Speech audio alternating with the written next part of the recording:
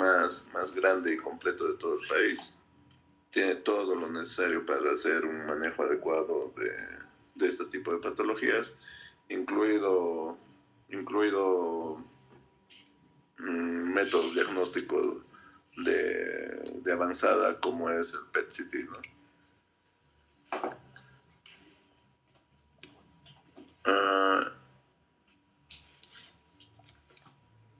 La agenda de hoy día vamos a ver el sílabus, por supuesto. Vamos a hacer algunas definiciones, fundamentalmente de una palabra que nadie quiere escuchar, que es el cáncer. Vamos a hablar sobre algunos datos epidemiológicos importantes del cáncer, no solo a nivel de Perú, sino también a nivel mundial. Vamos a hablar un poco de la biología tumoral y finalmente vamos a hacer un recorrido de cómo es el diagnóstico y tratamiento de estas enfermedades oncológicas. Esta es la sumilla del curso, ¿no? Todavía están con el plan de estudios del 2020, el semestre académico 2025, es un curso lectivo de especialidad. El número de créditos son 3, el prerequisito es que hayan tenido 220 créditos y el número de horas teórico-prácticas son 2 horas semanales, ¿no? Los miércoles de 8 a 10, que es de manera virtual, y 2 horas prácticas. Lo que me dijo la coordinadora Cristabel es que es 2 horas por semana.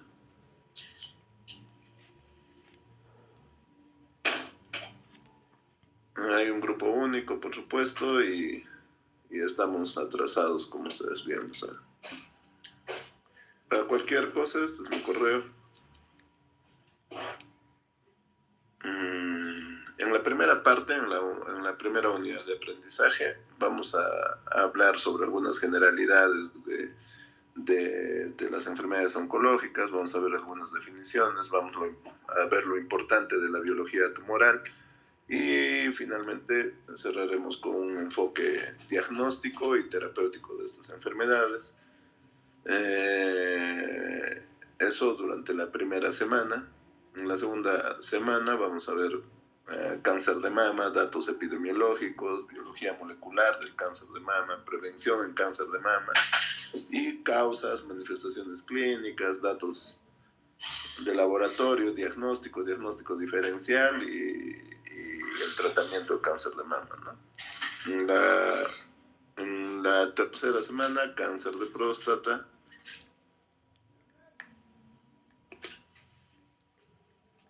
En la cuarta semana, cáncer de cuello uterino. Ustedes saben que el cáncer de mama, cáncer de cuello uterino es uno de los más frecuentes de nuestro país y es uno de los que más alta mortalidad tiene, sobre todo en mujeres, ¿no? Lamentablemente los diagnósticos se hacen cada vez en pacientes más jóvenes. Vamos a ver del mismo modo algunos datos epidemiológicos, la biología molecular del cáncer de cuello uterino, prevención del cáncer de cuello uterino. Y son enfermedades prevenibles, solo que en nuestro país muy tarde se inició la vacunación contra el virus del papiloma humano, ¿no? Recién hace 3 o 4 años se inició, forma parte del calendario de vacunación. En la quinta semana vamos a ver cáncer de pulmón, vamos a revisar datos epidemiológicos, biología molecular, vamos a ver algunos tópicos sobre prevención en cáncer de pulmón. En la sexta semana vamos a ver cáncer de esófago, cáncer gástrico y hepatocarcinoma, que no está incluido ahí. Y viene la primera parcial, el 15 de marzo del 2025. Pienso que como es virtual, muy probablemente será virtual, todavía no me han habilitado el correo del institucional. En la octava semana vamos a ver cáncer colorectal, cáncer de vías biliares. En la novena semana y cáncer de páncreas. El cáncer de páncreas es uno de los cánceres que tiene más alta mortalidad. Periodo de sobrevida de los pacientes con estadios avanzados, 6 meses. Luego veremos los tumores endocrinos, dentro de ellos el cáncer de tiroides como uno de los más frecuentes. En la 10ª semana, el cáncer de piel, melanoma o el carcinoma vasocelular como uno de los más frecuentes en la 11ª semana. Vamos a hacer una revisión de tumores neurológicos, uno de los tumores más frecuentes, los glioblastomas. Esto hacia la 12ª semana, y ahí viene la segunda parcial, el 3 de mayo del 2025. Me parece que esos días, coincidentemente, son sábados. En la 14ª semana vamos a revisar un poco de tumores germinales, cáncer de testículo o tumores germinales del ovario, que son frecuentes en mujeres y varones jóvenes. Esto hacia la 14ª semana. Vamos a ver cómo es el abordaje diagnóstico de cada una de estas patologías. ¿Qué marcadores tumorales nos van a servir? Y eso es una de las cosas que a veces se pueden pedir, como cuando hagan vuestro internado, ¿no? Marcadores tumorales. Un paciente joven que ingresa con un incremento de volumen en el testículo, no relacionado a un traumatismo, por supuesto, inmediatamente debería pensar en un cáncer de testículo y pedirle marcadores, ¿no? Beta-HCG, que es la gonadotropina coriónica humana, la subunidad beta, la alfa-fetoproteína y la deshidrogenasa láctica, que simplemente con estos marcadores, si yo veo que están elevados, entonces estamos hablando de un cáncer de testículo. Hacia la 15ª semana vamos a ver tumores de partes blandas, los famosos sarcomas, y dentro de ello los sarcomas son tumores de las células mesenquimales que se pueden diferenciar de acuerdo al tejido donde se forman, ¿no? Vamos a tener los leiomiosarcomas, los liposarcomas, ¿no? Los rhabdomyosarcomas, etc. Entonces vamos a hacer una revisión de estos y cómo es el abordaje diagnóstico, terapéutico y así como las manifestaciones clínicas que estos producen.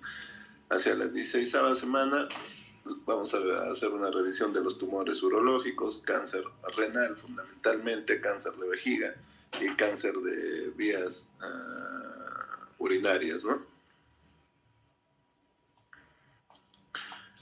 Y así, hacia la 17ª y 18ª semana vamos a ver un tema que es bastante importante y seguro les va a ser de mucha utilidad cuando hagan vuestras rotaciones externas o internado clínico, y es el tema de urgencias oncológicas. En urgencias oncológicas hay toda una clasificación, pero por sobre todo una de las manifestaciones más frecuentes por las que los pacientes acuden a una emergencia es por el dolor, pues es el dolor. Vamos a hacer una diferenciación entre lo que es urgencia y emergencia, y vamos a ver las principales urgencias oncológicas y su manejo, ¿no? Y para finalizar, en la 19ª semana vamos a ver dolor oncológico, ¿no? Definición de dolor, tipos de dolor, escalas de valoración de la analgesia y manejo y tratamiento del dolor oncológico, ¿no? Entonces, yo pienso que muchos de los tópicos seguramente son de vuestro interés. como les digo, lo vamos a hacer lo más fácil para que ustedes puedan entenderlo y que el curso sea dinámico. Y el último examen, el 14 de junio de este año. Son 3 evaluaciones, eso me dijeron, salvo que haya alguna corrección. Esta es la bibliografía que estamos usando, ¿no? De Vita es un libro que es la Biblia de los oncólogos. Abeloff también es un libro que tiene buena información de oncología clínica. Y los libros de medicina interna, que también están muy bien, tienen buenos tópicos sobre oncología. Harrison, Farreras, y por supuesto ustedes que tienen acceso a UpToDate, también hay mucho tópico relacionado a cáncer. Entonces, para empezar, como ya les dije, el cáncer es una de las enfermedades de mayor incidencia y prevalencia en el mundo. Tal es su impacto que es la segunda causa de muerte a nivel mundial. Y obviamente todas estas cifras están en ascenso. También es necesario que ustedes sepan que para el 2050 hay una proyección del incremento de la población adulta mayor. La población adulta mayor se va a triplicar para el 2050. Probablemente yo mismo esté incluido en esa población. Entonces, al triplicarse, obviamente va a haber una mayor prevalencia, incidencia y mortalidad de enfermedades crónicas. Enfermedades crónicas, dentro de ellas, también las enfermedades degenerativas. Y como parte de esas enfermedades degenerativas, encontramos al cáncer.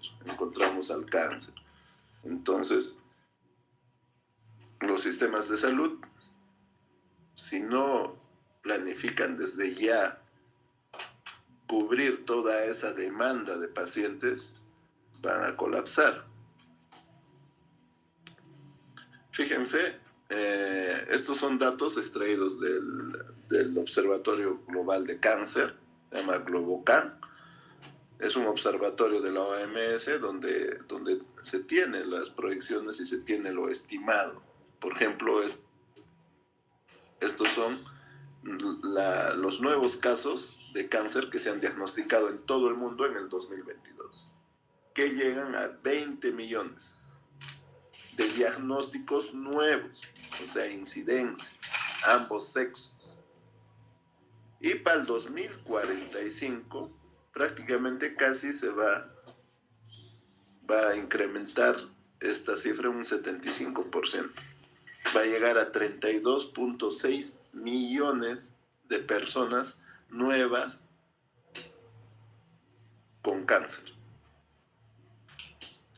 Esta es las tasas de mortalidad para el 2022. El 2022 hubo 9.74 millones de muertes o defunciones a nivel mundial en todos los sexos, en ambos sexos. Y para el 2045 se estima que van a fallecer 16.9 millones de pacientes con cáncer.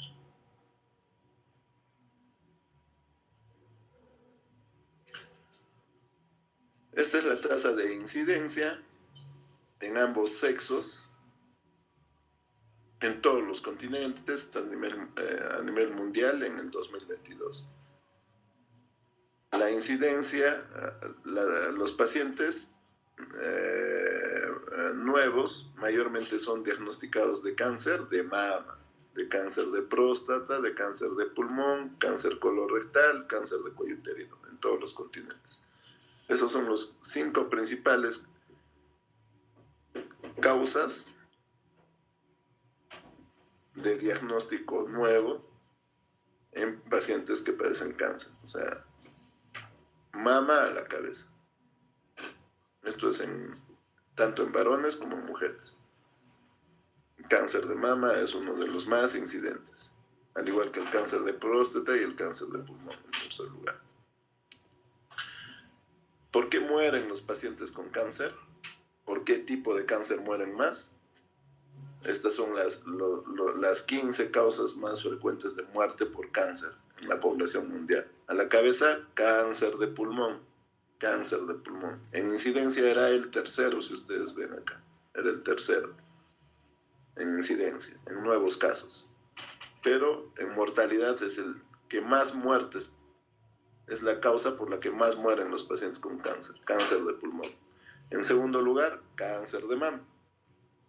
En tercer lugar, cáncer de cuello uterino, cáncer de hígado, colorectal y estómago en el sexto lugar. Esta es la tasa de incidencia, o sea, nuevos casos de cáncer en ambos sexos en América Latina. Y ustedes pueden ver, cáncer de mama es el más incidente en América Latina, seguido del cáncer de próstata y del cáncer de cuello uterino y colorectal. ¿No? Mama y próstata. Obviamente la próstata en varones, mama en mujeres. ¿Por qué mueren los pacientes con cáncer en Latinoamérica y el Caribe? Mama, en primer lugar, fíjense. ¿Por qué será? Porque tenemos sistemas de salud deficientes, ¿no? Probablemente porque la mayoría de pacientes vienen en estadios avanzados y esa es una gran diferencia con otros continentes, como el europeo, en donde la mayoría de pacientes se diagnostican en estadios tempranos. Mientras que en Europa o América el 70-80% de los pacientes se diagnostican en estadios tempranos. En Latinoamérica eso es inverso, ¿no? El 70-80% se diagnostican en estadios avanzados de la enfermedad, es decir, cuando ya no se puede hacer nada más que controlar o alargar la vida de los pacientes, ¿no? Entonces, fíjense, en Latinoamérica nuestros pacientes mueren más por cáncer de mama, cáncer de pulmón, cáncer de cuello uterino, imagínense. La mortalidad de cáncer de cuello uterino es la segunda causa de muerte en las mujeres en Latinoamérica, dicho de esa manera. Y eso no debería pasar, porque el cáncer de cuello uterino es un cáncer que se forma a lo largo de los años. Casi 15 años demora desde que se produce la infección del virus del papiloma humano hasta que ese tejido se convierte en carcinoma. 15 años. Y durante esos años hemos podido hacer un diagnóstico temprano, un diagnóstico temprano. Y el diagnóstico temprano con un método tan sencillo como el Papa Nicolau, sobre todo en mujeres que han iniciado su vida sexual. El hombre es portador del virus del papiloma humano, pero el hombre no hace la enfermedad porque por la anatomía del pene, pues. En cambio, la anatomía de la vagina es muy diferente, El microambiente es ideal para este tipo de asiento de enfermedades oncológicas.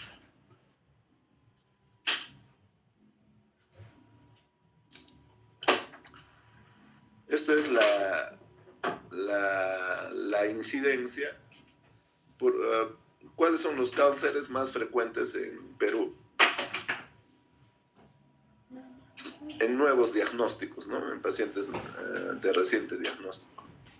Los pacientes nuevos para cáncer son mayormente diagnosticados con cáncer de mama, cáncer de próstata, cáncer de cuello uterino y en menor proporción el cáncer de estómago y colorectal.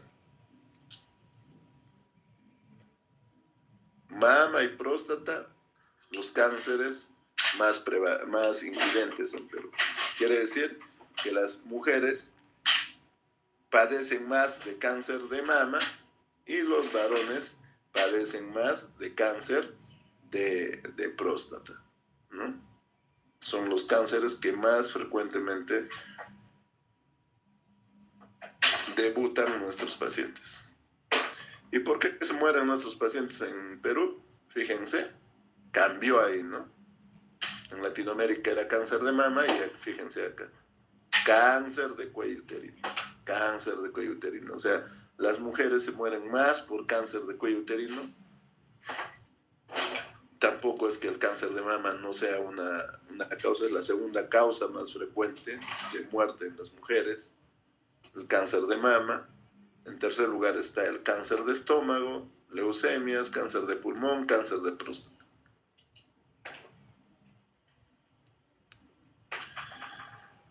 Y esto ya es una tabla donde se hace una diferenciación entre el cáncer, cuál es el cáncer con el que debutan más los hombres y las mujeres, ¿no? Incidencia de cáncer en varones y en mujeres. Obviamente en varones el cáncer de próstata en Latinoamérica y en mujeres el cáncer de mama. Cáncer colorectal en ambos sexos, siendo más incidente en varones. El cáncer de pulmón, que también es más frecuente en varones. Sin embargo, en los últimos años ha habido un incremento del cáncer de pulmón en mujeres. Y no porque las mujeres sean fumadoras, no necesariamente está relacionado al cigarro. No necesariamente está relacionado al cigarro, sino muchas veces al humo de leña. El cáncer de estómago, el cáncer de tiroides. Por ejemplo, en E-Salud, acá en Cusco, el cáncer de tiroides es uno de los cánceres más es uno de los cánceres que más se diagnostican como debut en mujeres, el cáncer de tiroides.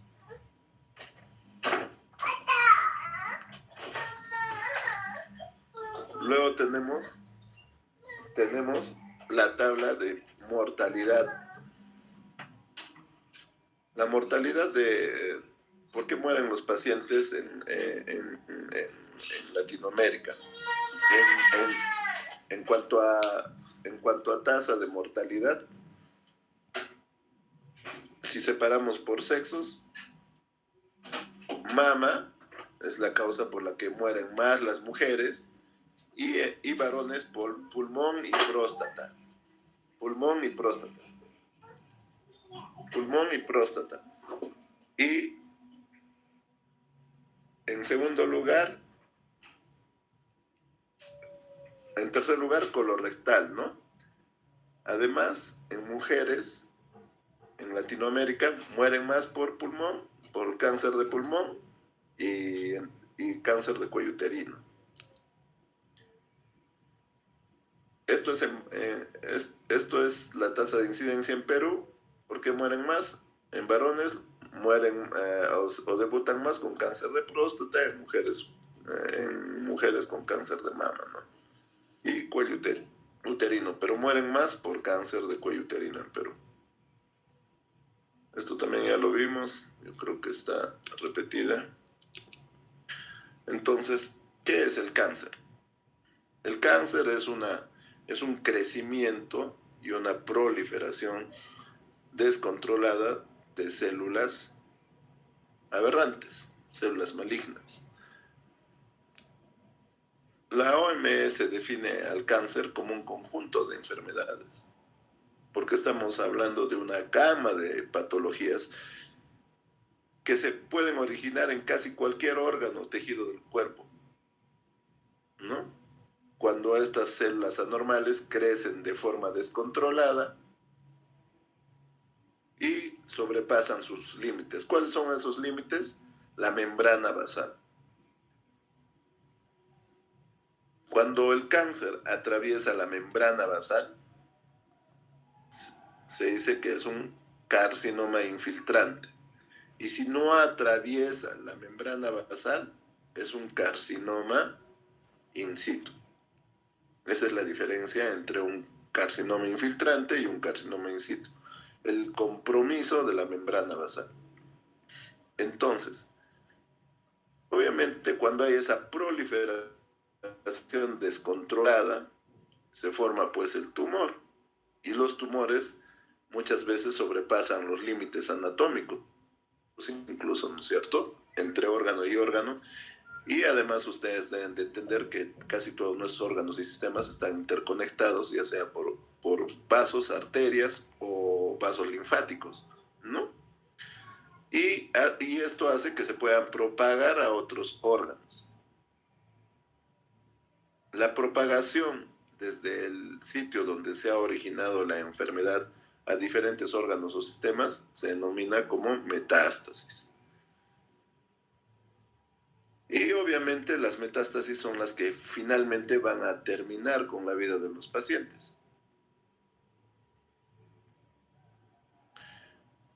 Existen otros términos para designar este tipo de esta palabra que son sinónimos, como son neoplasias malignas o tumores malignos.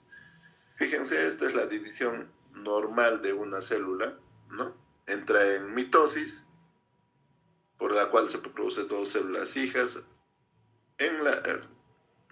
obviamente pasando por el ciclo celular, ¿no? La fase G sub 0, la G1, la de síntesis, ¿no?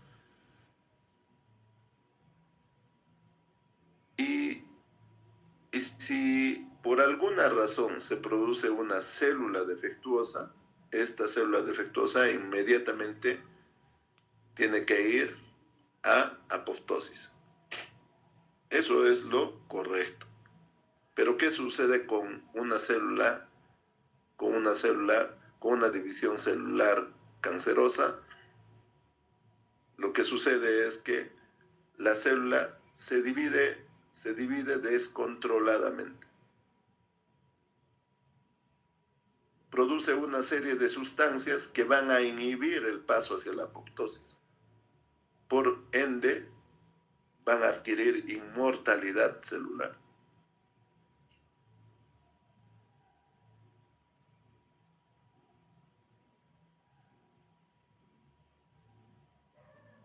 Y obviamente, esa proliferación descontrolada a la larga va a producir metástasis, que va a conllevar a la muerte del paciente.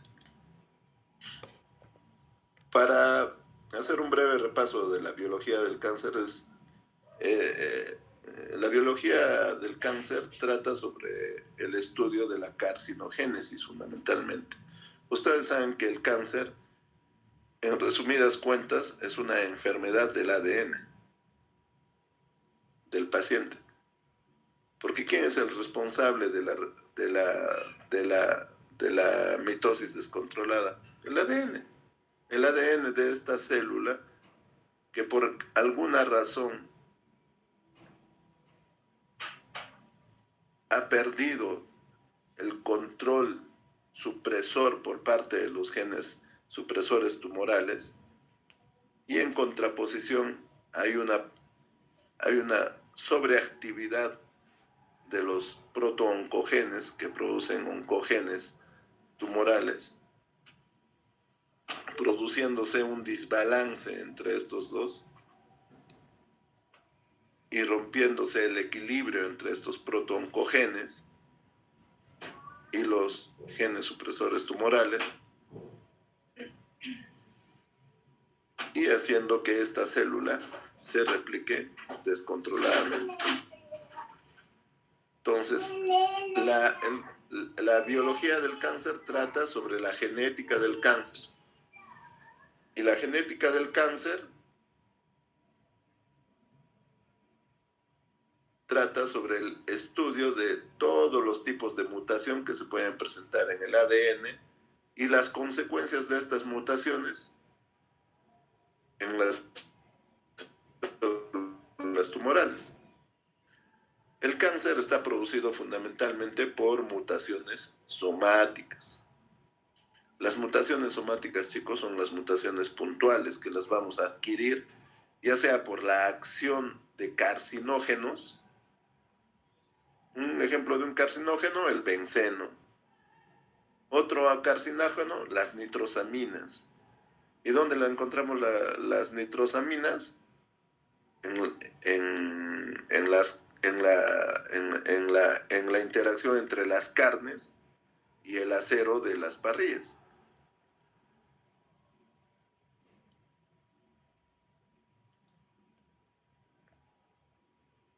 Otro carcinógeno, la luz ultravioleta, ¿no? Por eso nos dicen, usen bloqueador solar para que el contacto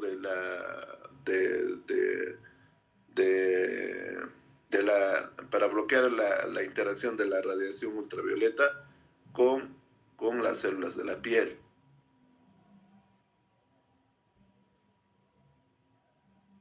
Entonces, esas mutaciones somáticas se pueden generar a lo largo de los años por la acción de estos carcinógenos. Otros carcinógenos, virus, bacterias.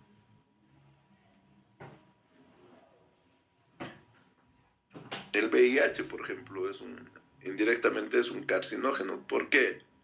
Porque va a producir una depresión, va a disminuir el conteo de linfocitos TCD4, que son importantes para la inmunidad celular. En términos groseros, baja la inmunidad del paciente y el paciente es susceptible a la formación de tumores, y uno de los tumores más frecuentes son los linfomas. Los sarcomas, el sarcoma de Kaposi, por ejemplo, que es típico de los pacientes con VIH debido a esa depresión de linfocitos TCD4. Otro carcinógeno, el HTLV1, que es un virus, es un retrovirus, al igual que el virus del VIH, que produce la leucemia de células T del adulto, ATLL, leucemia linfoma de células T del adulto. Entonces, hay alteraciones genéticas específicas para cada tipo de tumor, pero también existen características comunes, como por ejemplo la mutación de P53, que es un gen supresor tumoral.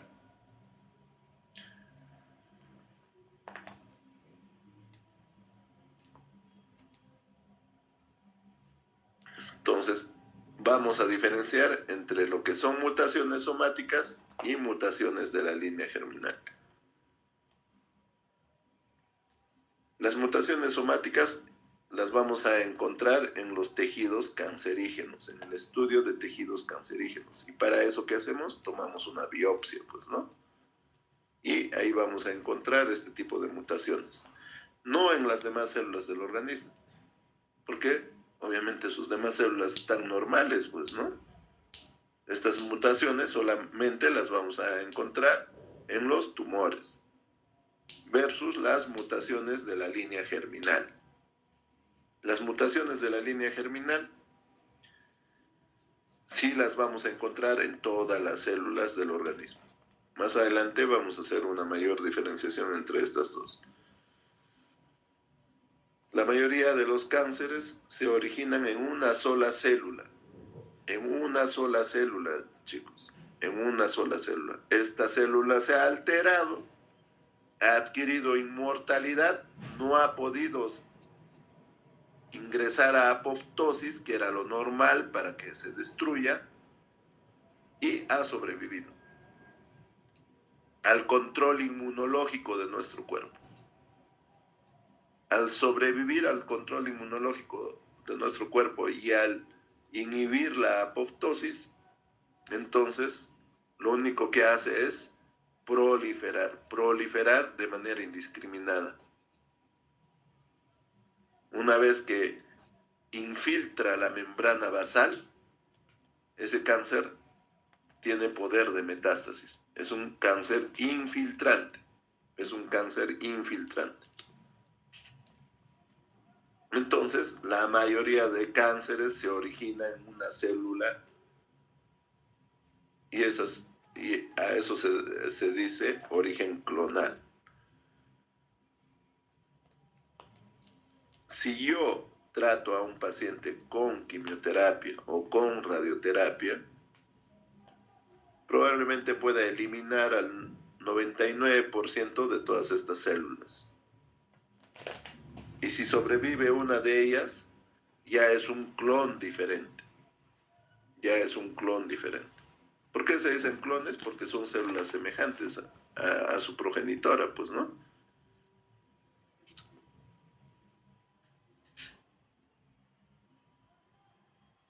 A lo largo de los años se producen varias mutaciones somáticas acumulativas. En promedio, se dice que para adquirir cáncer tenemos que tener entre 5 a 10 mutaciones acumuladas para que esta célula normal adquiera un fenotipo maligno. O sea, es la constancia, los malos hábitos alimenticios, esa persistencia de malos hábitos alimenticios nos puede llevar a adquirir un cáncer. Los hábitos nocivos, ¿no? El tabaco, que tiene más de 101 carcinógenos, imagínense, van a producir a lo largo de su interacción con el epitelio del pulmón mutaciones acumulativas. El alcohol que es causante de muchos de los cánceres de las vías digestivas, sobre todo cáncer de cavidad oral, cáncer, dentro de ellos cáncer de lengua, cáncer de esófago, estómago. Entonces, todas estas mutaciones van a producir cambios fisiológicos, obviamente funcionales en las células, a consecuencia de estos cambios moleculares producidos por estas mutaciones. Porque finalmente esas mutaciones va a hacer que determinadas secuencias genéticas produzcan proteínas aberrantes, ya sea con ganancia de función o con pérdida de función. Entonces, otro punto importante que quiero que entiendan es qué significa un gen, ¿no? Como ustedes pueden ver acá, en la imagen, un gen es una secuencia de DNA que codifica para cualquier molécula con actividad biológica, no solo proteínas, no solo proteínas. En este gen vamos a encontrar dos regiones, una región codificante y una región promotora. La codificante es esa secuencia de DNA que tiene información que va a dar origen a la síntesis de una proteína. Y dentro de esta región codificante podemos distinguir a los exones y a los intrones, ¿no? Los exones son los que contienen la verdadera información de síntesis de proteína, ¿no? Entonces, estos se asemejan a los vagones de un tren, ¿no? Los exones, un vagón, los intrones son de manera intercalada, ¿no? Exones, intrones, exones, intrones. En la región promotora más cumple una función reguladora de esta expresión genética y que se encarga muchas veces de la expresión específica de una proteína en un tejido particular. Por ejemplo, la producción de insulina por las células beta del páncreas. No hay células neuronales que produzcan insulina, son específicas. Y obviamente el DNA, que es la suma de esta secuencia de genes y que está compuesto por los nucleótidos adenina, timina, citosina y guanina. Cada 3 de estos hacen una tríada y esa tríada se conoce como codón, ¿no? Y se forman los cromosomas. Antiguamente se creía que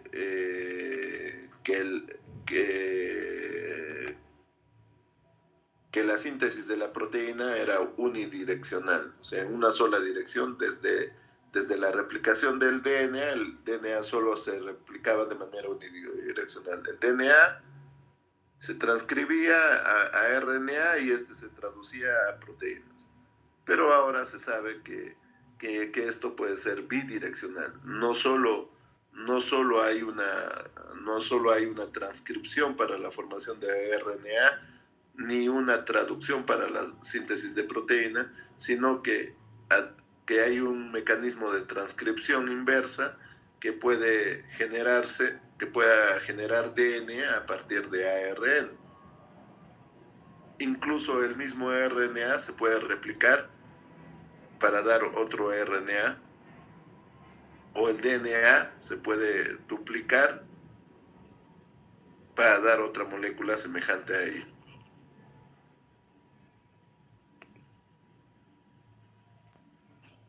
Entonces, existe una serie de cambios fisiológicos en la célula.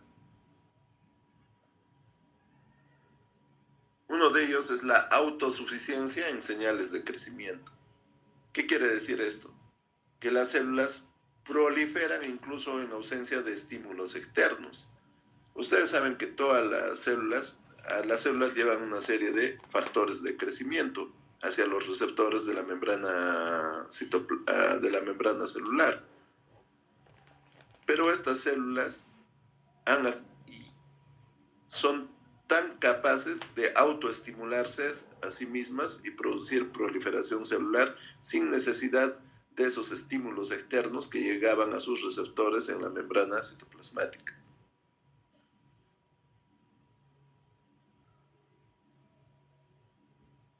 Adquieren una insensibilidad a las señales inhibidoras del crecimiento. Se supone que cuando hay proliferación celular, estas células deberían proliferar solamente a demanda. Por ejemplo, la generación de células del piel, el tejido hematopoyético, etc. Pero por alguna razón se pierde esa sensibilidad a esas señales inhibidoras del crecimiento. Y eso está dado por el factor de crecimiento tumoral beta, transformante beta, o los inhibidores de las quinasas dependientes de ciclinas, que deberían inhibir la proliferación celular. Pero por alguna razón, si estas moléculas están alteradas, obviamente no las van a inhibir. La evasión de la apoptosis. La evasión de la apoptosis es un mecanismo importante por el cual toda célula aberrante debería ir a muerte celular programada, pero evaden la apoptosis, son resistentes a esta muerte celular programada, y estos generalmente se produce por defectos en los genes supresores tumorales. Y la inactivación de uno de los más importantes genes supresores tumorales es la inactivación de P53. Cuando encuentren este tipo de nomenclatura, significa fosfoproteína, y el número significa el peso molecular, 53 daltons. O la activación de genes antiapoptóticos, ¿no? Entonces, se activan genes que contrarrestan la apoptosis. Lo otro que adquieren estas células aberrantes es un potencial replicativo ilimitado, que evita el envejecimiento celular y la catástrofe mitótica.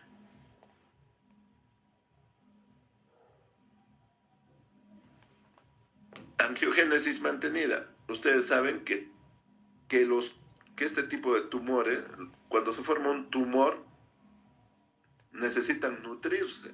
Y para nutrirse, estas células tumorales empiezan a producir VEGF, que es factor de crecimiento del endotelio vascular. Y este factor de crecimiento del endotelio vascular es el responsable de la neoangiogénesis, de la generación de nuevos vasos sanguíneos. Entonces, las células neoplásicas estimulan la angiogénesis, incrementando el factor de crecimiento del endotelio vascular, el factor de crecimiento fibroblástico, la interleuquina 8. no necesitan un soporte estructural, no necesitan matriz extracelular. Son tumores de pura célula, sin matriz extracelular.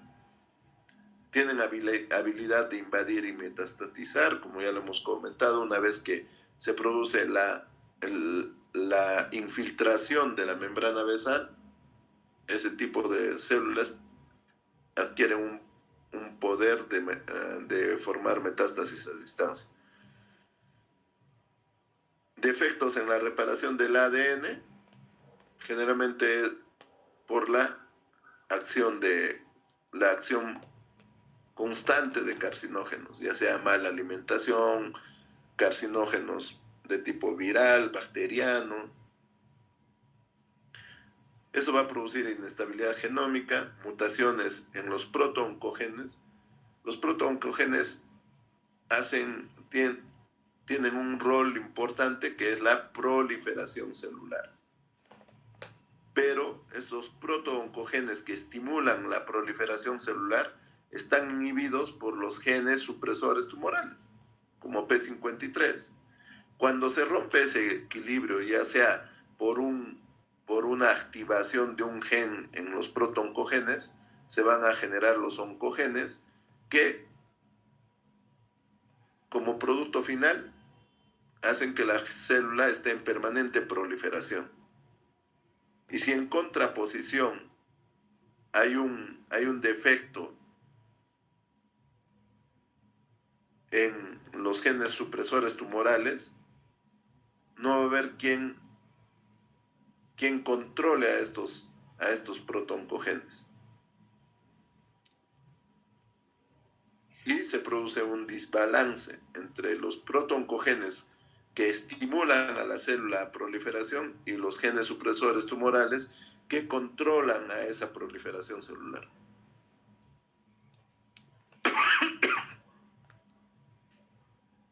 La capacidad para evadir el ataque del sistema inmune, por alguna razón, estas células neoplásicas sobreviven. Normalmente deberían ir a apoptosis, pero hay el sistema inmune, que es como un radar y empieza a localizar células defectuosas y hacerlas, y las induce a muerte celular programada o a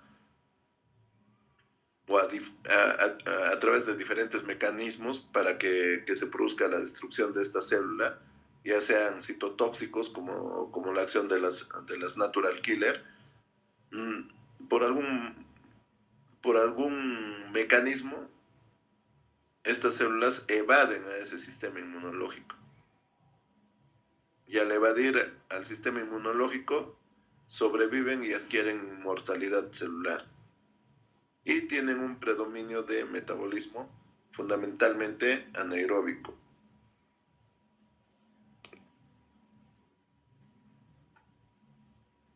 Vamos a hacer un receso de 10 minutos, por favor. Habíamos revisado que hay dos tipos de genes importantes en nuestro organismo: los protooncogenes y los genes supresores tumorales.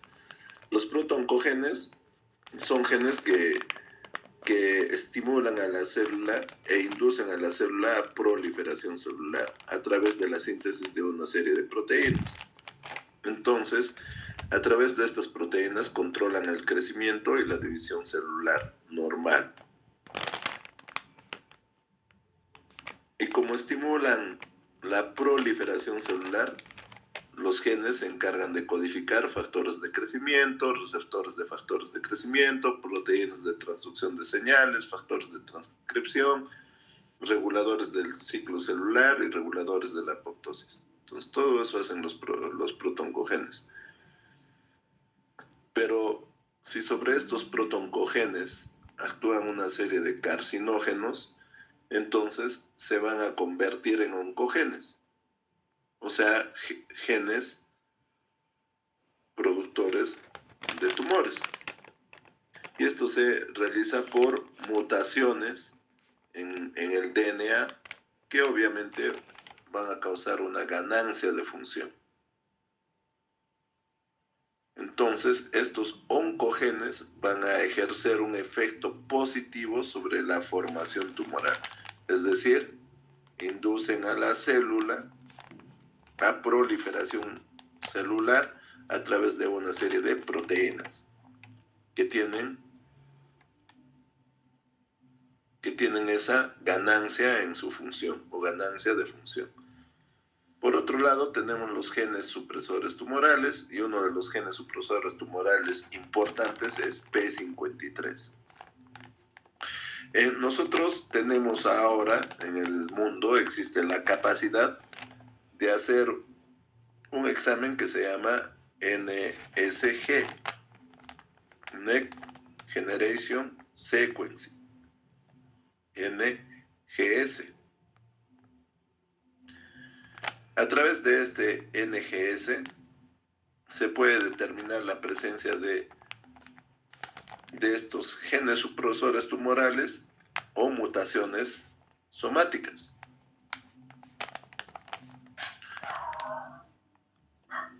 Cuando determinamos la presencia de estos genes supresores tumorales, literalmente nos sale el paciente es portador de una mutación en P53.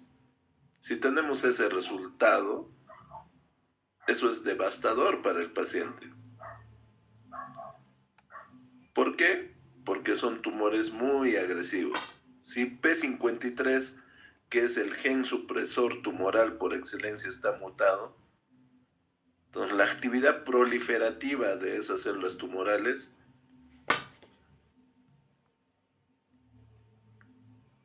es muy agresiva.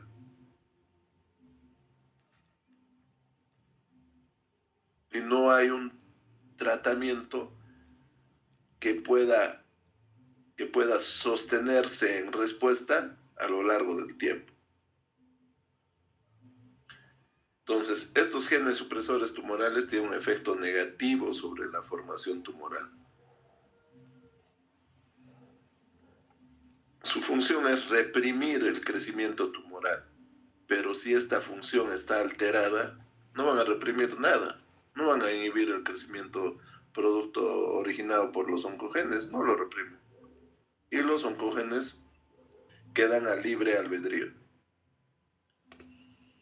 Entonces, fíjense, acá tenemos el tipo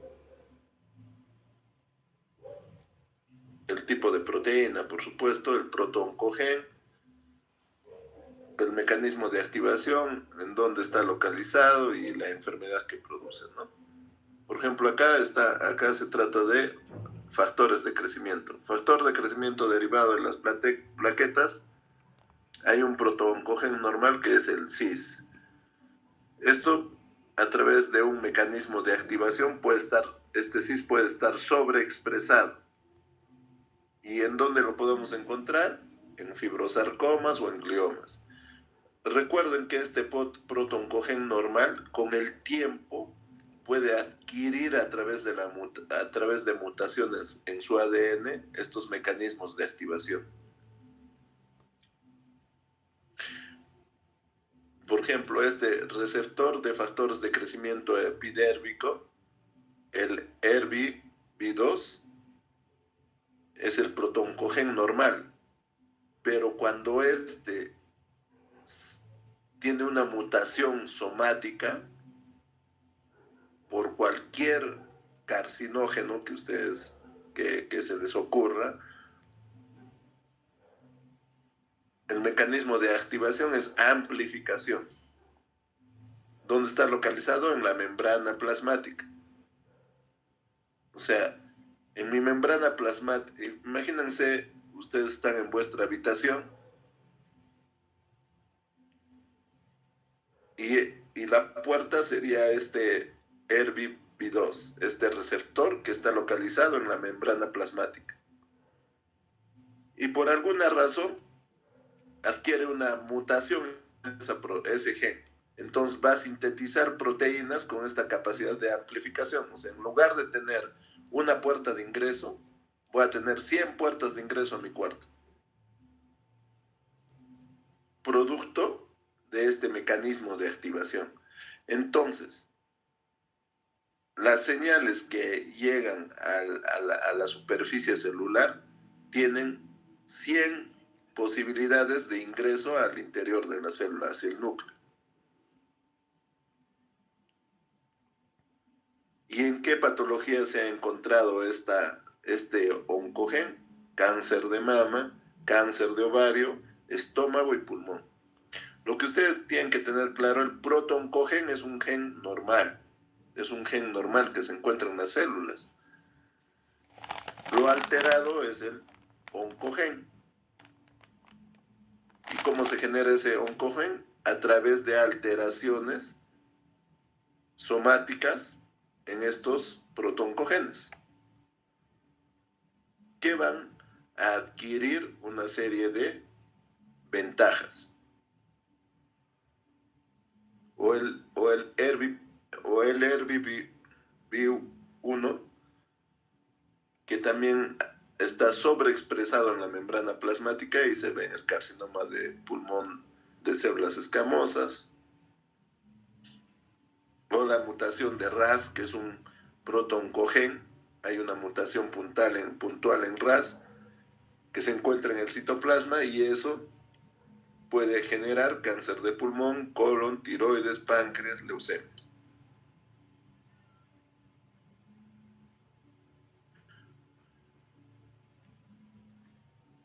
O la sobreexpresión de CRC, que está localizado en el citoplasma, o sea, es parte de una vía de señalización intracitoplasmática, puede producir carcinoma de colon. Entonces, fíjense, ¿y cuál es la importancia de identificar estos protooncogenes? La importancia de identificar estos protooncogenes es que yo puedo iniciar estudios de investigación para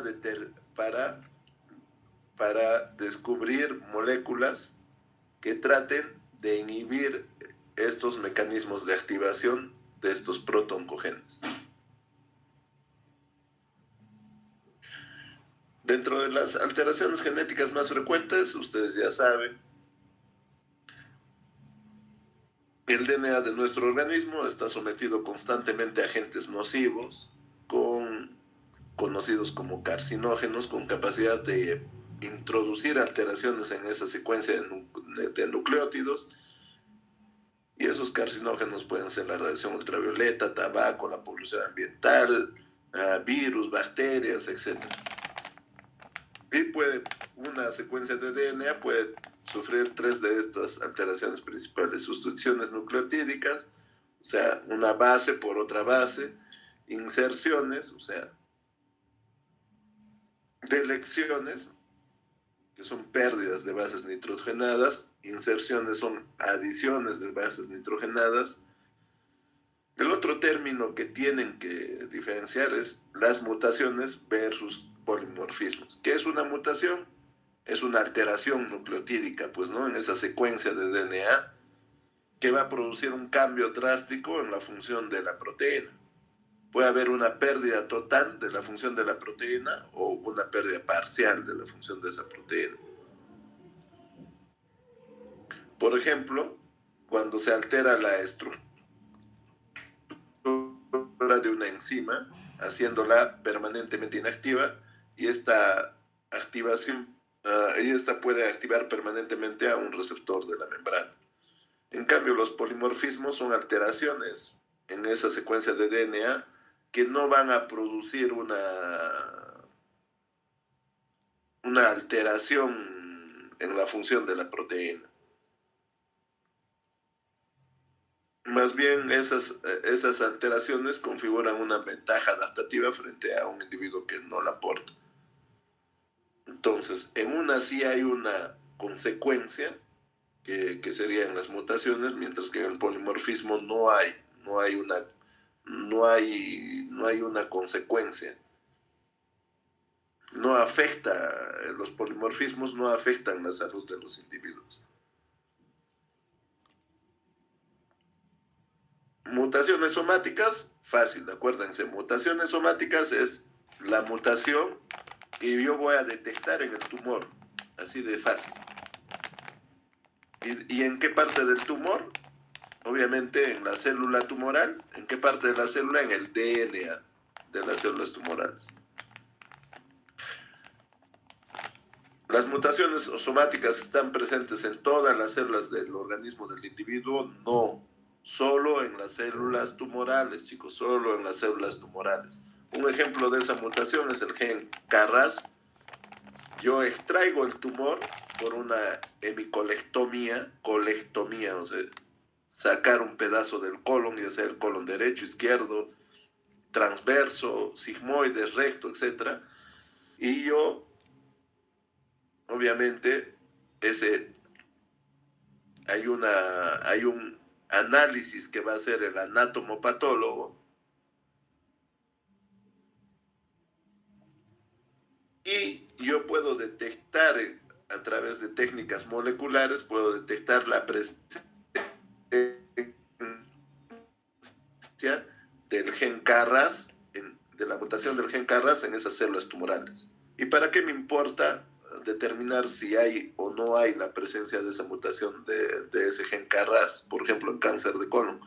Porque si hay la mutación, si la mutación está presente, ese paciente no me va a responder a medicamentos o a terapias dirigidas al receptor del crecimiento del factor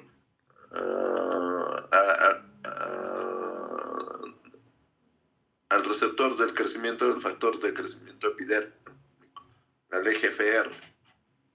Entonces yo no voy a utilizar medicamentos como panitumumab, cetuximab en ese paciente. Pero si el KRAS está no mutado, o sea, no hay la mutación de KRAS, yo voy a poder usar medicamentos contra el receptor del factor de crecimiento epidérmico. Entonces, ¿qué necesito para determinar la presencia de esa mutación somática? Necesito una muestra tumoral. Y a través de esa muestra tumoral yo voy a extraer el ADN tumoral. ¿Está claro, chicos? ¿Se entiende? La mutación somática la voy a encontrar en el tumor, en las células tumorales, en el ADN de las células tumorales. No hay mutaciones somáticas en el resto del organismo del individuo, solo en las células tumorales. ¿Está claro? Sí, doctor. Sí, doctor. En cambio, las mutaciones de la línea germinal, son las mutaciones con las que yo estoy naciendo, producto de que esa mutación se me ha heredado a través de una proporción mendeliana de mis progenitores. Será dominante recesivo, será una mutación autosómica dominante o autosómica recesiva, pero esa mutación sí va a estar presente en todas mis células. Ejemplos de esas mutaciones: RET, PTEN, APC, BRCA1, BRCA2. El BRCA1 y el BRCA2 sobre todo son mutaciones que me van a predisponer a cáncer de mama, cáncer de ovario.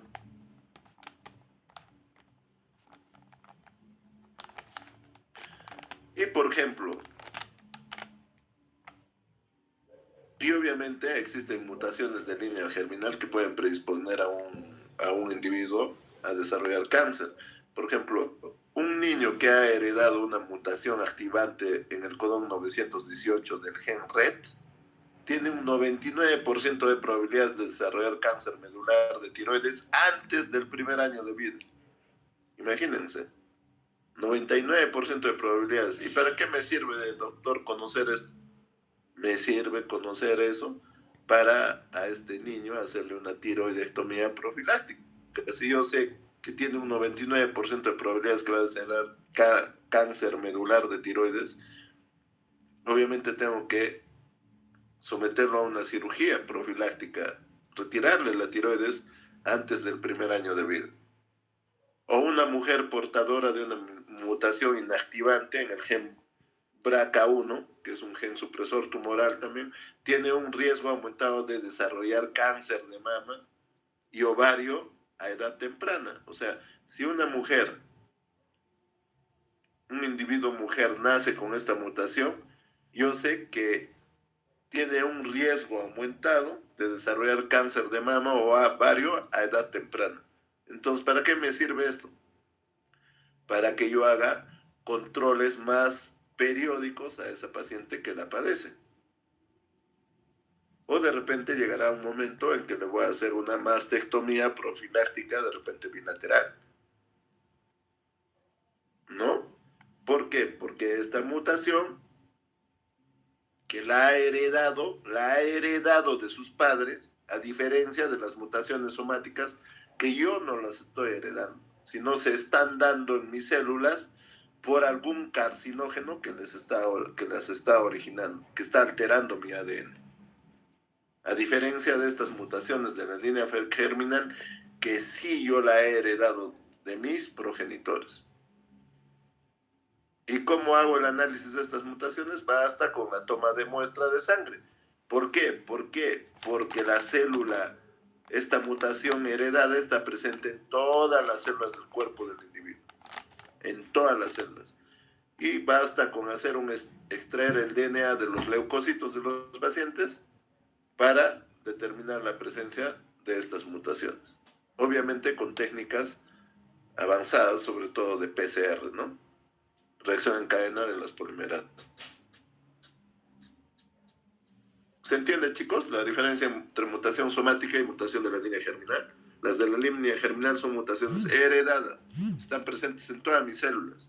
Y obviamente esa mutación puede predisponer a un individuo a desarrollar determinados tipos de tumores, a diferencia de las mutaciones somáticas que yo he adquirido, ya sea por malos hábitos, por la acción de carcinógenos, por la acción de virus oncogénicos, de bacterias oncogénicas, etc.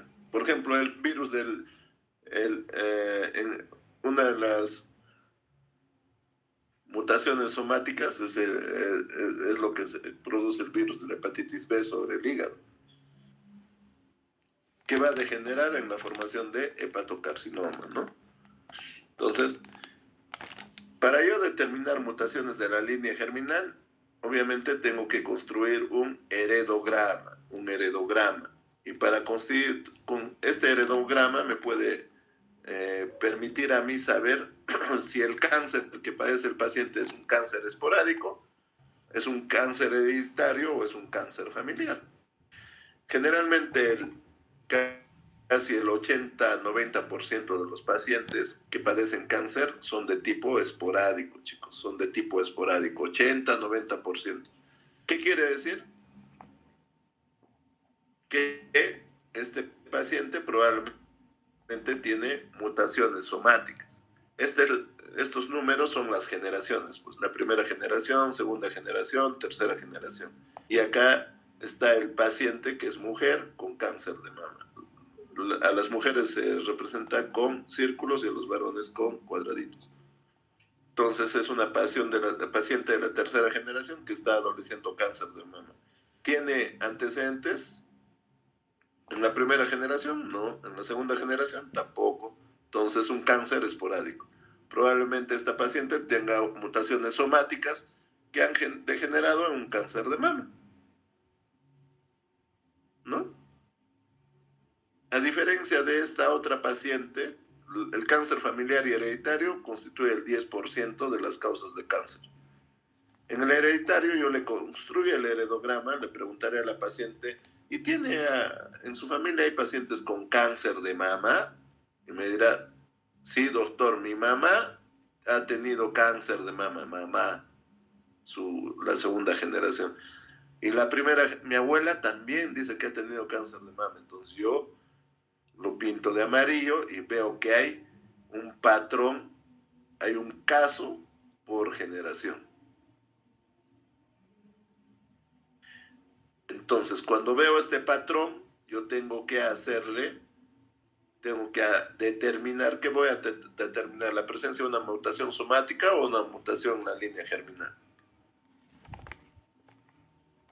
Mutación de línea germinal. En la línea germinal, pues, ¿no es cierto? En la línea germinal, porque es hereditario. ¿Y qué se hereda? mutaciones de la línea germinal. Eso es lo único que voy a heredar, porque las somáticas son adquiridas, chicos, son adquiridas, no se olviden, para el examen. Entonces, muy fácil, ¿no? Mi mamá ha tenido, mi abuela ha tenido, y le ha heredado ese gen BRCA1 o BRCA2 a mi mamá, y mi mamá me lo ha heredado a mí. Entonces, si yo ya tengo esta información, obviamente si esta paciente tiene descendencia, en su descendencia tendrá que hacer controles periódicos, puede tener que hacer controles periódicos más exhaustivos e incluso terminar en una mastectomía profiláctica. Entonces, ¿qué tipo de gen podría estar involucrado de repente en esta línea? El BRCA1, BRCA2, ¿no? Ahora, el cáncer familiar es cuando yo le pregunto, este es el caso índice, este es el caso en estudio, y yo le estoy haciendo la anamnesis. En otros países hay consultorios de consejería genética, se llama. Los consejeros genéticos son médicos que han estudiado genética y elaboran este tipo de heredogramas y determinan ese carácter esporádico, carácter hereditario, carácter familiar del cáncer. Y de acuerdo a eso, ¿y para qué sirve esto? Para no hacer pruebas a todo el mundo sin sentido y gastar recursos de manera innecesaria. Yo a esta paciente no le voy a determinar pues la mutación de BRCA, no tiene una mutación de la línea germinal, no tendría mucho sentido o tiene sentido. No tiene sentido, porque sé que son otros tipos los genes que están causando el cáncer de esta paciente. A diferencia de esta paciente que sí tiene un patrón hereditario. Hay un caso por cada generación. O este otro caso, que si bien es cierto, la paciente tiene un cáncer de mama, pero cuando le preguntamos por sus generaciones, vemos que su mamá ha tenido un cáncer de colon, que el hermano de su mamá ha tenido un cáncer de próstata, y que su abuela, ha tenido un cáncer de ovario. O sea, hay un carácter familiar ahí. También. Entonces, a estos dos pacientes probablemente les haga mutaciones de BRCA1 y BRCA2. ¿Se entiende, chicos, no? Por favor, ¿me confirman? Sí, doctor, sí se entiende. Sí, doctor. Sí, doctor. Entonces, las técnicas que yo voy a utilizar para determinar la presencia de estas mutaciones es reacción en cadena de las polimerasas.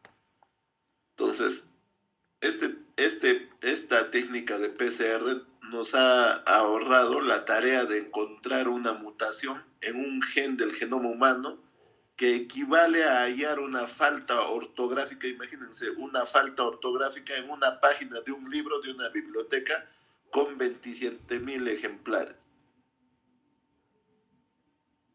Y esa es la biblioteca del genoma humano, con aproximadamente 27,000 genes. O sea, ¿cómo hallo el error en 27,000 genes? Y eso se ha logrado gracias al PCR, a estas técnicas de reacción en cadena de polimerasas. Incluso ahora hay PCR en tiempo real. Entonces, ustedes saben que el estudio del genoma humano,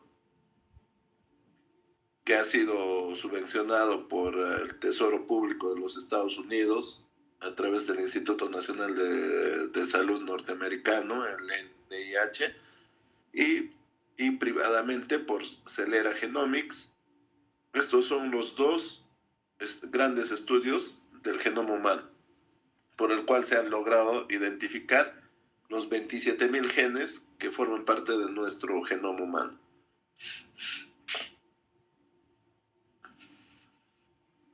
Esta técnica de PCR todavía data de 1983 y su propósito es amplificar un fragmento de ADN en particular, pues, hacerlo visible. ese error.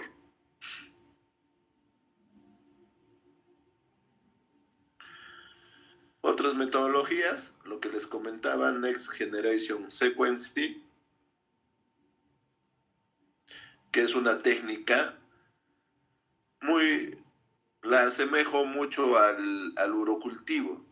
En el urocultivo te sale el germen y te sale las posibilidades de tratamiento para ese germen, si es resistente o no es resistente al antibiótico que pensamos darle, y nos da una información mucho más precisa sobre la sensibilidad de antibióticos con respecto al germen que hemos identificado. Igualito es en las técnicas de NSG.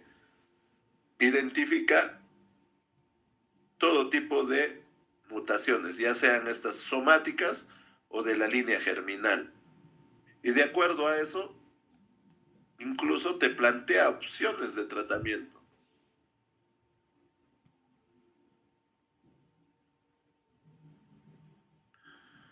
Entonces, es increíble el avance de la medicina. Este paciente puede ser resistente a determinados quimioterápicos. A este paciente puede ser sensible a tal terapia biológica, o a tal inmunoterapia, o a tal inhibidor de tirosina quinasa. Entonces, las técnicas de FISH sirven para determinar son técnicas de hibridación in situ, ya sea a través de fluoresceína o cromogramina, que nos ayudan a determinar la presencia o ausencia de una amplificación, sobre todo en el cáncer de mama del ERBB2, que es un receptor de la membrana celular, que generalmente está sobreexpresado en cáncer de mama HER2 puro. E incluso en oncología ya tenemos dosaje de células tumorales circulantes, que ya tiene casi 4 o 5 años de investigación intensa. Nosotros, a través de este dosaje de células tumorales circulantes, se toman muestras, así como las muestras de un hemograma, o si yo me imagino que todos han visto cómo se toma una muestra de sangre. Del mismo modo se hace ese dosaje de células tumorales circulantes. Se toma una muestra de sangre y se lleva a un analizador para determinar la cantidad de células tumorales que tiene un paciente. Y eso puede ser un indicador de una recaída temprana, por ejemplo, del paciente, o un indicador de mal pronóstico del paciente. En cuanto al enfoque diagnóstico y terapéutico de las enfermedades oncológicas, ¿cómo voy a diagnosticar? Haciendo una buena historia clínica, ¿no? Viene un paciente: doctor, estoy haciendo deposiciones negras desde hace un año. ¿Hace un año? Sí. Y he bajado de peso, doctor. Cada vez que como, siento que me lleno rápido. Entonces, inmediatamente hay deposiciones negras, hemorragia digestiva alta, tanto tiempo con melenas intermitentes, dolor intermitente, baja de peso. Este paciente, lo primero que le hago es una endoscopía digestiva. Se le hace una endoscopía y vemos una lesión en antro, que lo biopsian, friable, etc., de bordes irregulares, infiltrante. Se le biopsia al paciente y la patología nos dice adenocarcinoma. ¿Qué tiene? Tiene un cáncer. Tiene un cáncer gástrico. Otro caso de otro paciente. Viene un paciente: doctor, he bajado de peso, pesaba 80 kilos y ahora peso 60 kilos. Una disminución brusca de peso, ¿no? ¿En cuánto tiempo? 6 meses. Tengo un dolor a la altura del ombligo que se irradia a la región dorsal. El dolor es intenso, no me deja descansar. Le hacemos una tomografía, una resonancia y vemos que hay una lesión en cabeza de páncreas. La lesión está en la cabeza, en la cola. Se hace una biopsia percutánea y determinamos que es un cáncer de páncreas. O viene una paciente con un tumor en la mama, ¿no? Doctor, hace 6 meses era como una alberja y ahora, doctor, tengo unas bolitas en mi axila. No le he hecho caso porque me han dicho que solito va a pasar y se agarran le examinamos a la paciente y vemos que tiene ganglios en la axila. Le hacemos una biopsia del tumor de la mama y es un carcinoma ductal infiltrante o es un carcinoma lobulillar infiltrante.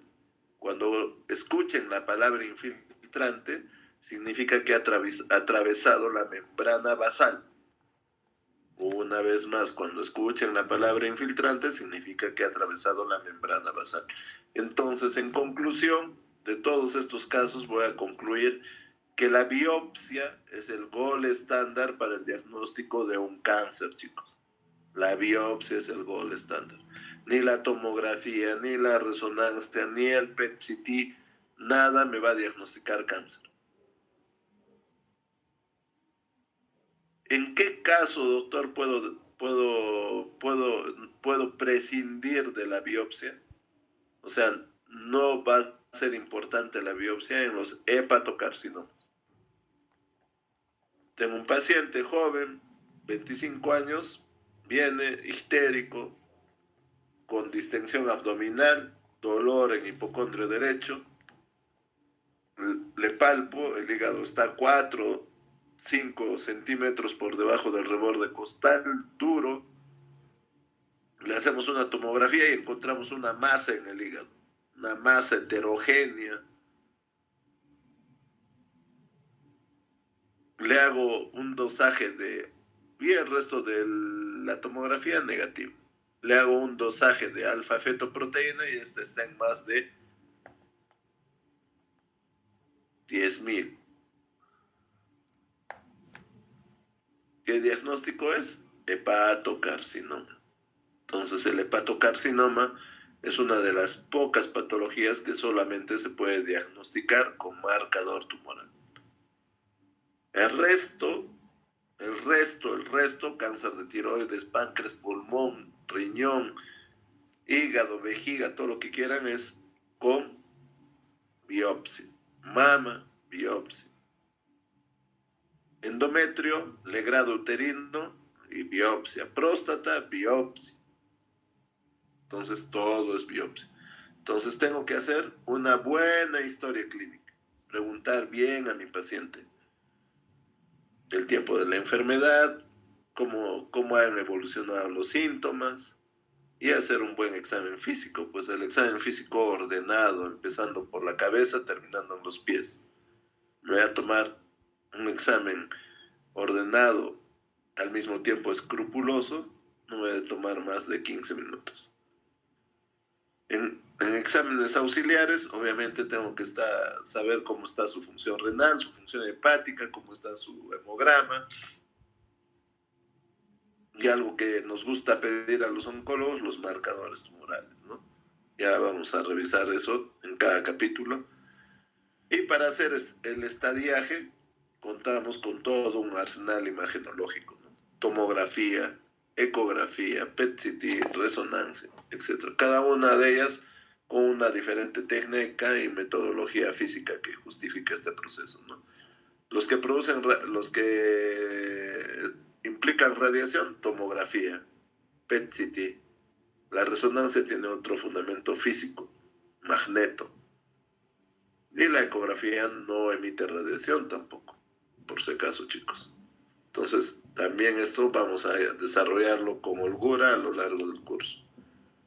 Fíjense, nosotros, una vez que hemos hecho un barrido tomográfico con PET-CT o resonancia, vamos a ubicar si esa lesión solo está en el estómago, en el caso de ese paciente con hemorragia digestiva alta, solo está en el páncreas o está comprometiendo otros órganos, en el caso del paciente con cáncer de páncreas, solo está en la mama o en la axila, o ya está en el pulmón y los huesos, en el caso de la paciente con cáncer de mama.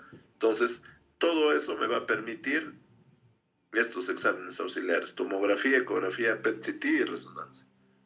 Y este es un libro americano,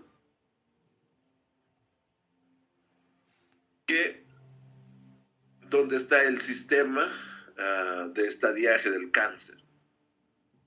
Y es todo un libro que está por patología descrita las tablas de estadiaje, de acuerdo a los hallazgos tomográficos o ecoendoscópicos, etc. O por PET-CT, por ejemplo. Este paciente tiene un cáncer de páncreas y el estadiaje se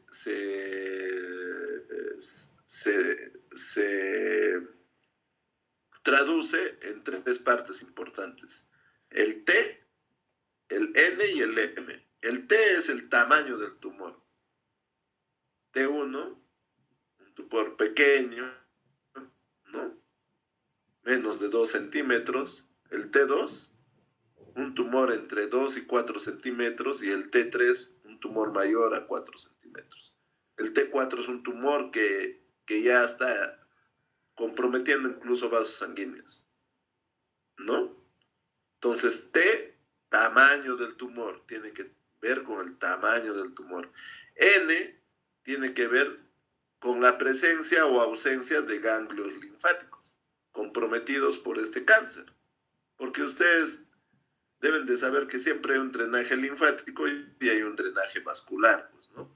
Entonces, muchas veces la primera línea afectada son los ganglios adyacentes al tumor.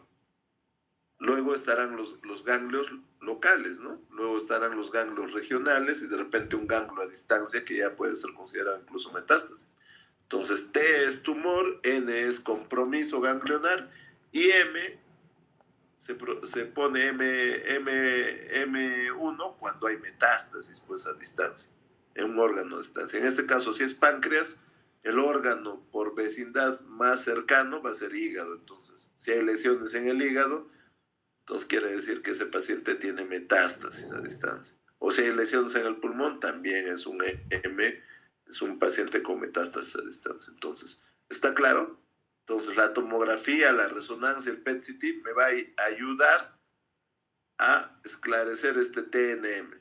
E incluso la cirugía, porque de repente a este paciente les hacen una Whipple, le extraen todo el páncreas, le extraen cadenas ganglionares y la patóloga me va a decir: es un tumor de tanto por tanto, o es un tumor que está comprometiendo tales vasos, o es un tumor, hemos examinado 50 ganglios, de esos 50 ganglios, 20 están comprometidos por un cáncer.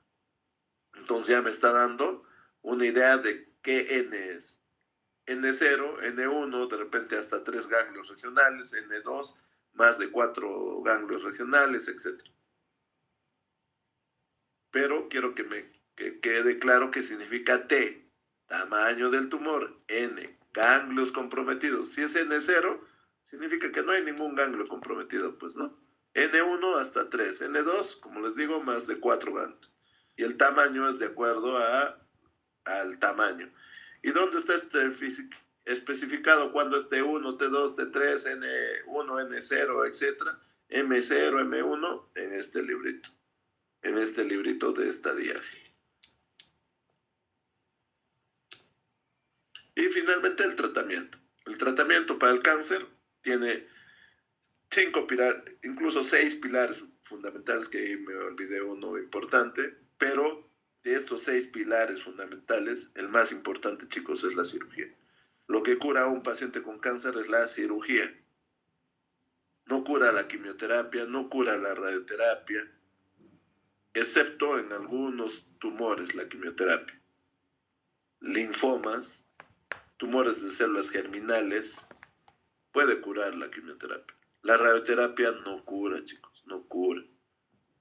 La quimioterapia, lo único que cura es la cirugía, chicos.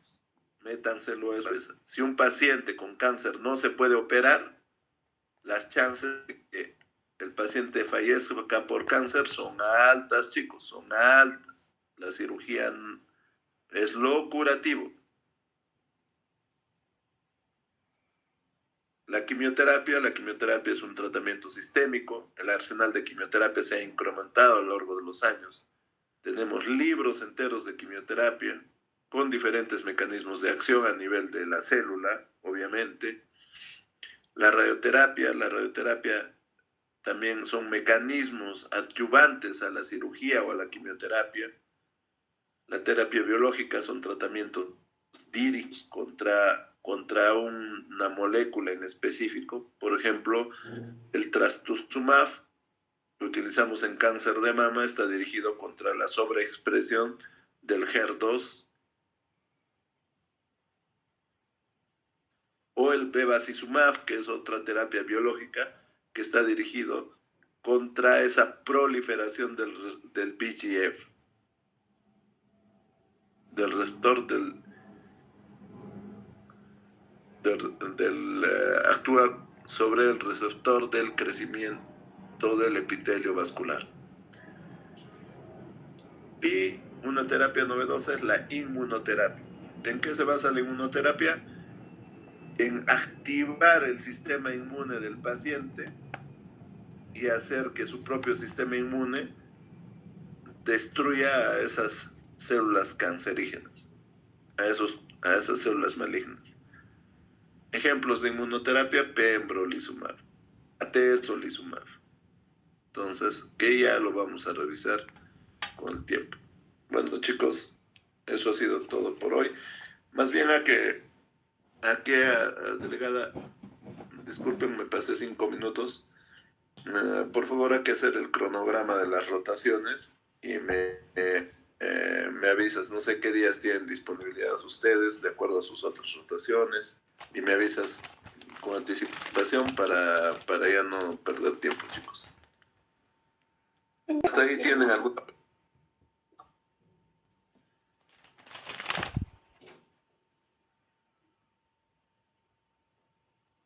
¿Tienen alguna pregunta? ¿Se ha entendido? ¿No han entendido nada de repente?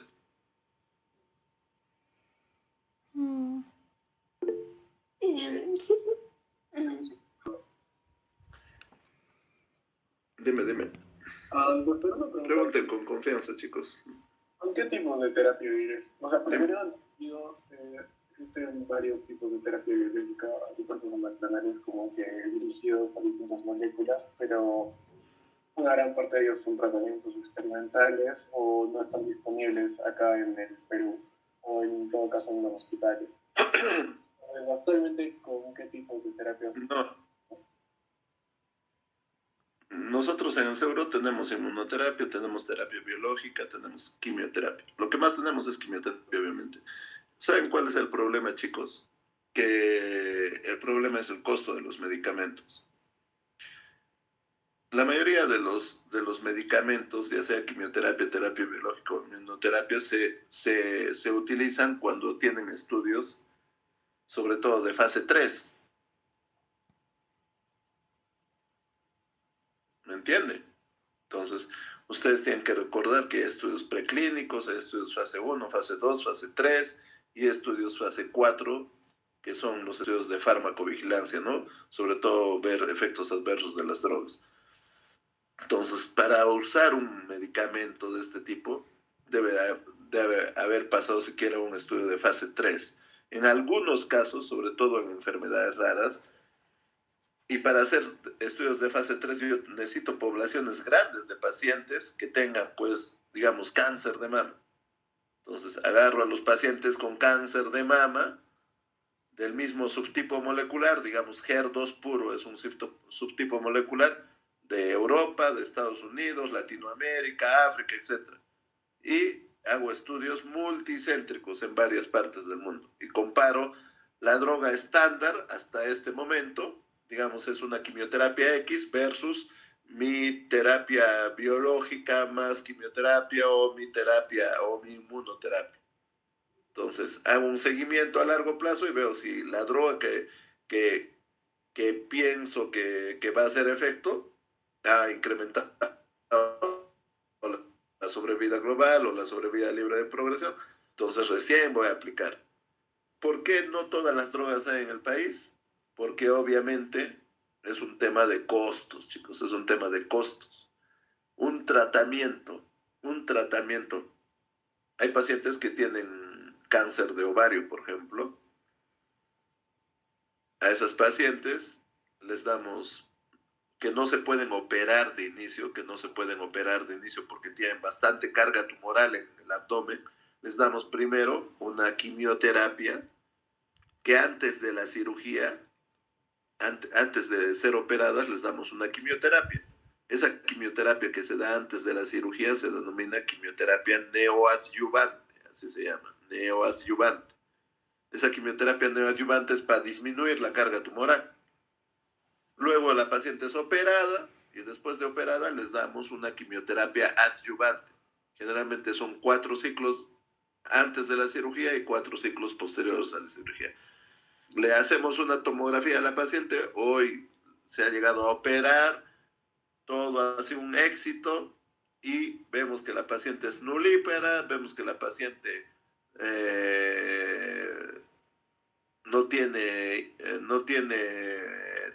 y le hacemos la mutación de BRCA y sale la mutación de BRCA1 positiva.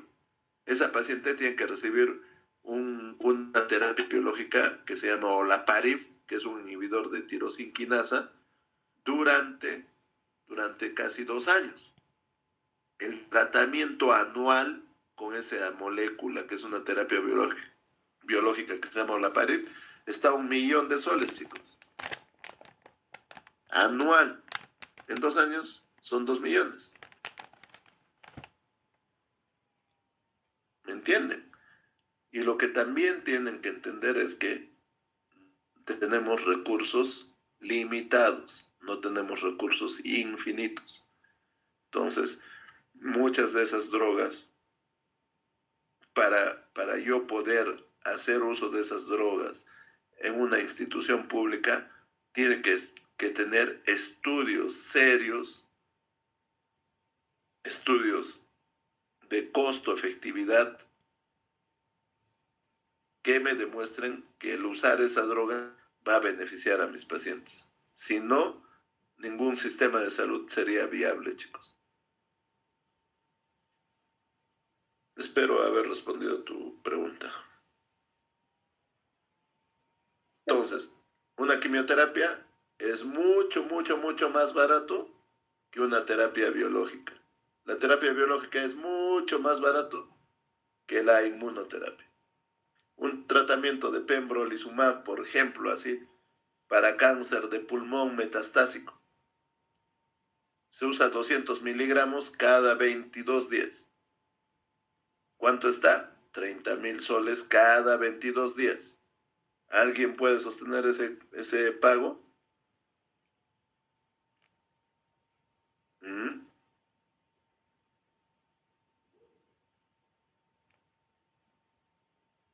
Ese es el problema, chicos. El costo de los tratamientos. Bueno, chicos, espero